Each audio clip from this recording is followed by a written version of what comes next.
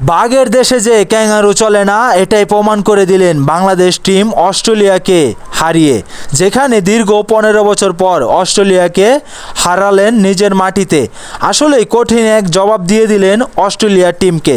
যেখানে বাংলাদেশের জনপ্রিয়তার তুঙ্গে ছিল তাসকিন আহমেদ, যেখানে 50 ওভারে বাংলাদেশ ব্যাট করে দাঁড় করায় 285 রান। দীর্ঘ প্রথম ওভার থেকেই তাসকিন আহমেদ উইকেট তুলে নিয়ে কঠিন এক জবাব দিলেন অস্ট্রেলিয়াকে।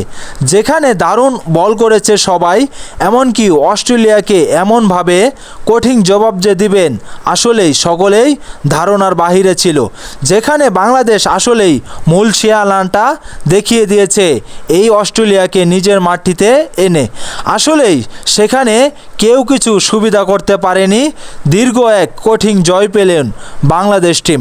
আসলেই সেখানে গোল্ডেন ডাক মেরে যখন ফিরে গিয়েছিল তখন বেশ বাংলাদেশের আনন্দ, তখন উদযাপনটা ছিল বেশ অসাধারণ। এভাবে যেন জবাব দিলেন অস্ট্রেলিয়াকে।